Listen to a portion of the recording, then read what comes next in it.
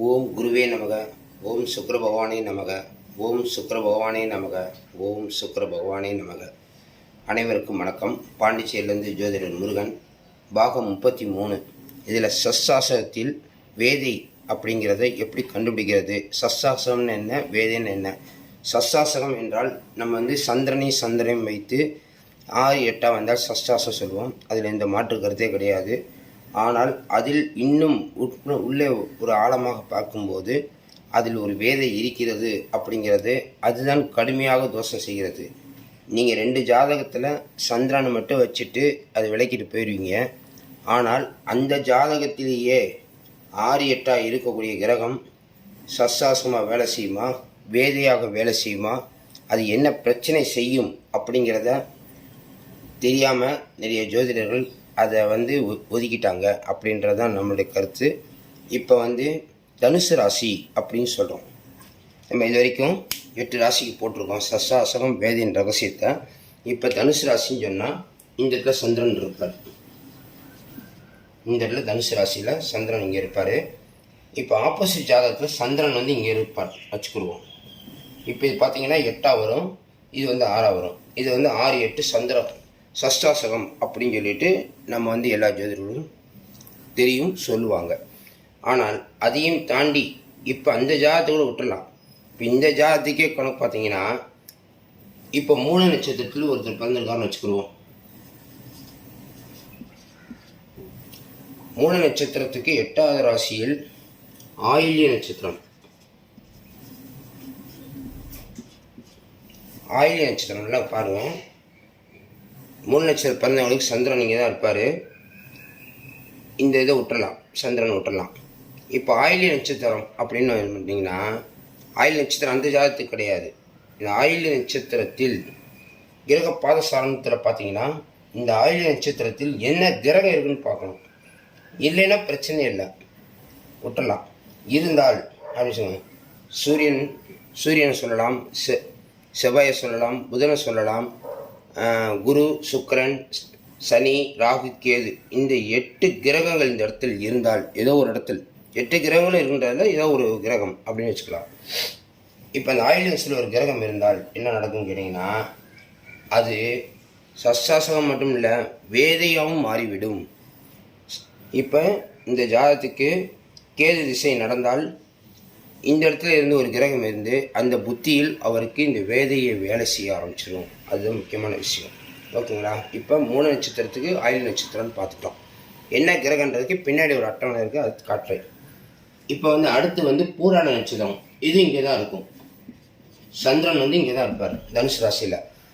இந்த பூராட நட்சத்திரத்துக்கு வேதை யாருன்னு கேட்டிங்கன்னா பூச நட்சத்திரம். இது நல்லா கவனமாக பார்க்கணும்.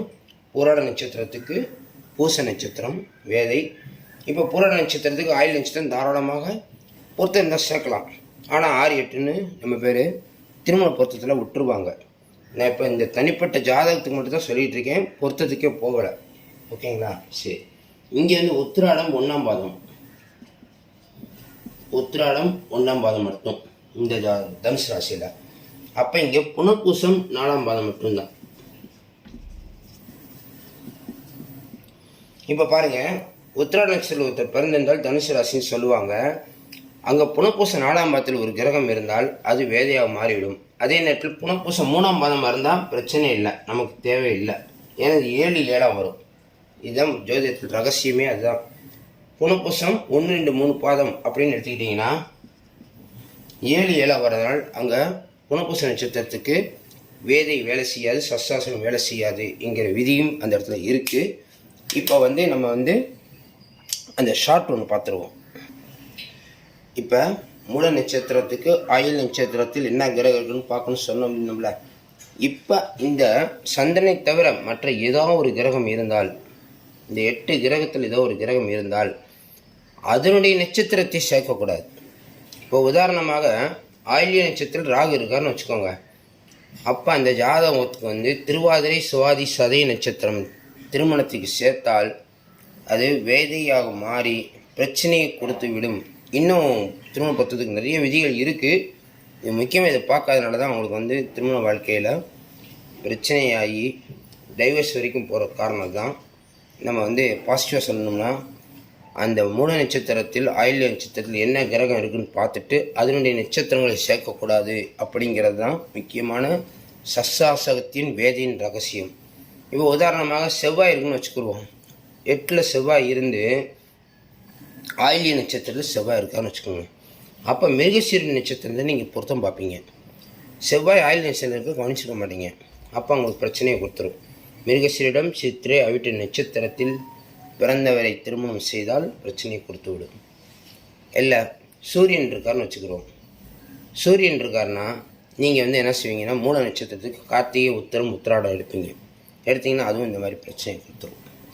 பொதுவாக வந்து மூல நட்சத்திரத்துக்கு ஆயில்ய நட்சத்திரம்னு சொன்னால் ரஜ்ஜு இல்லைன்னே இருக்கும். ஆனால் நம்ம ஆயில்ய நட்சத்திரத்துக்கு இப்போ நம்ம போகவே இல்லை. இந்த தனிப்பட்ட ஜாதகத்தில் அந்த நட்சத்திரத்தில் என்ன கிரகம் இருக்குன்னு பாருங்கன்னு தான் சொல்கிறோம்.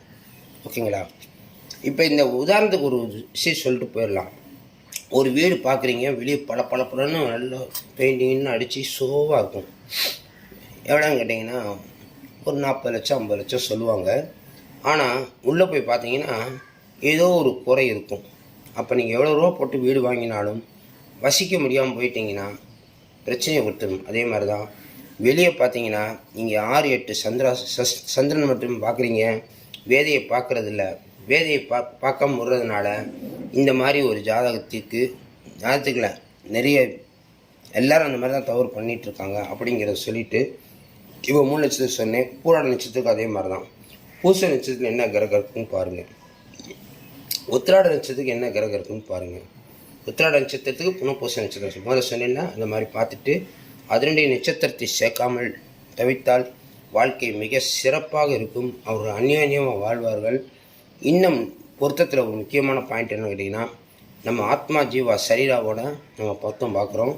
அதுக்கு வந்து ஒரு ஜாதகம் பொருத்தம் பார்க்க 200 ரூபா தான் கன்சல்டிங் ஃபீஸ் அப்படின்றது. இப்போ என்னுடைய கான்டாக்ட் நம்பர் வந்து 9786788988. இது என்னுடைய நம்பர். கால் பண்ணலாம்.